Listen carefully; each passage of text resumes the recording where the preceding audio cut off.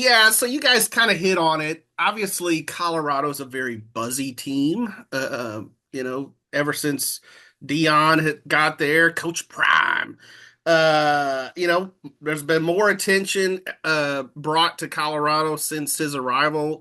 Probably since the days of Cordell Stewart and 1990 national championship, those kind of days. Um, Rashawn Salam. yeah, Rashawn Salam. Yeah, that's a That was good my that one. was That's a that was my guy. I black. had that was I think that was the first jersey I owned. He was drafted by the Chicago Bears. Had me a Rashawn Salam jersey. Those are good days. Nice, nice. Yeah, so I mean, back in the 90s, they had some buzz, but really haven't since now.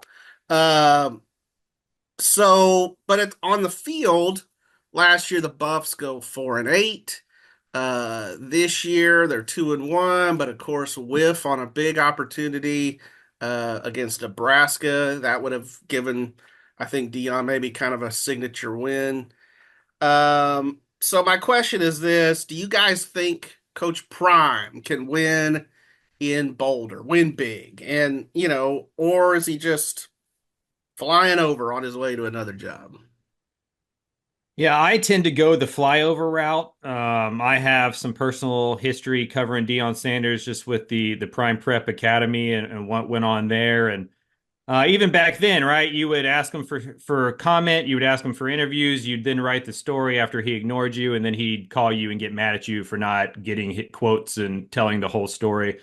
He's always kind of been this way, right? He's already banning reporters from the Denver Post.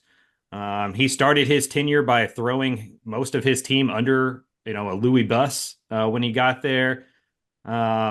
I just think he's very self-serving. I think Mm. his son tends to be very self-serving. I mean, what chance did he have otherwise, right? I mean, we saw it with the way he threw his offensive line under the bus after the Nebraska game, not shaking hands with the quarterback. Um, I just have always thought for Deion, this is just a 2-year experiment. This is just a way to get Shador a bunch of money, to get Travis maybe a Heisman Trophy, to elevate himself into maybe an NFL assistant or something like that. If he was going to be at Colorado for a long period of time, he would recruit differently than the way he's recruiting. He doesn't go to high schools. He doesn't go to camps. He doesn't have kids. Like he just doesn't do what you would need to do to lay the foundation for a football program, and that leads me to believe that he won't be there as soon as his son's not. Mm. Zach?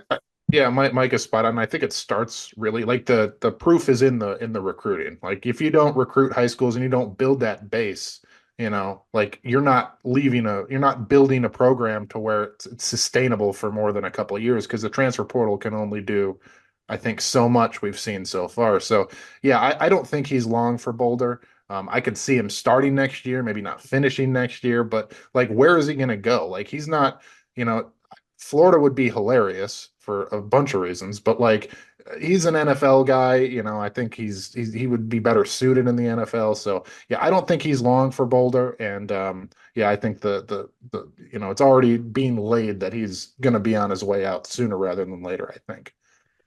You mentioned the kind of the prickly nature he's had with the media at times. The irony there is he's so good in press conferences and that kind of thing. I mean, he's colorful, he's honest a lot of times. I mean, funny, I mean, I thought he kind of owned Big 12 media days. And then to Mike's point, we would do these little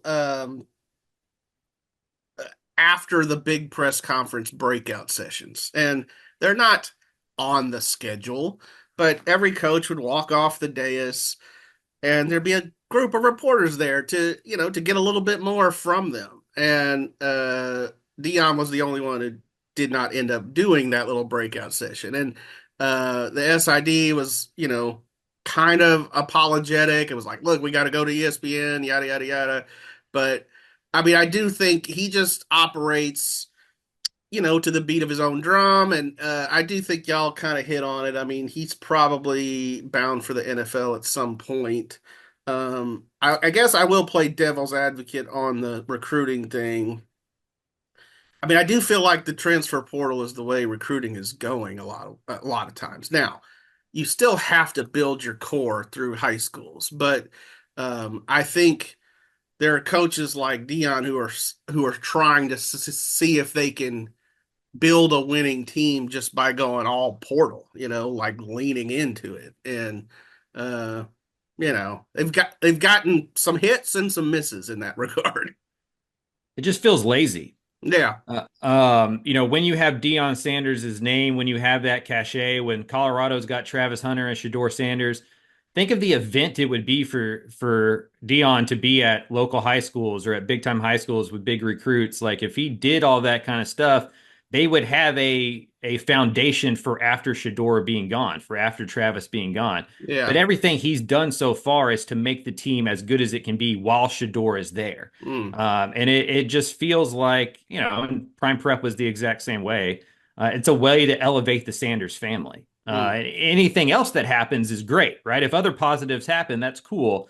But the main goal here is to make Deion and his family look as good as it can. And that's been true for every single stop that he's made so far. I think the thing that strikes me about Deion is that he's sensitive. Like even I was a Braves fan growing up because I had TBS, right? Even going back to when he's pouring champagne on McIver's head or whatever that was back in the 90s. Like he's never dealt well with pushback. He's never dealt well with any type of criticism. And we've seen that. And if you're going to be a college football coach, you are going to get a lot of criticism. Like that is part of the job. That's why you're making millions of dollars a year. And he doesn't handle that well. And I don't know how he would survive another 4-8 season. And then his son's not there. And then they go 4-8 again. Like, what's the point of Deion after a while? And I think that, it just kind of runs thin a little bit and he just won't have anything to keep him there anymore. Why would he be in Colorado? And to kind of, follow up on that, like he is entertaining in press conferences. He's doing that when he gets a question he likes, when he gets a question that's not necessarily negative about his program or like, hey, why does your offensive line suck? Well, hey, why do you work for CBS? What, all of that, so like he does own the press conference. He is very entertaining when he gets a question or something that he can talk about where he can kind of pontificate, in a positive way, I guess. Just ask him about Aflac and he's good.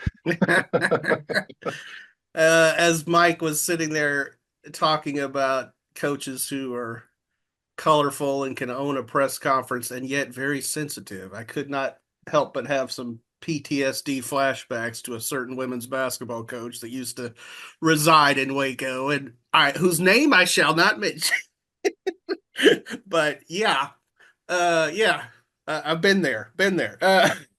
So we all know those types. They're littered in this. They're littered in this profession. It's what's so ironic about the profession preaching toughness and facing adversity as much as they do, right? We got to block out the outside noise. You don't listen to those guys. They're just living in their dad's basement. They don't know anything. And then they're like calling me 20 minutes later to complain about my column. Like that's how it's always gone. Yeah, no doubt. No doubt.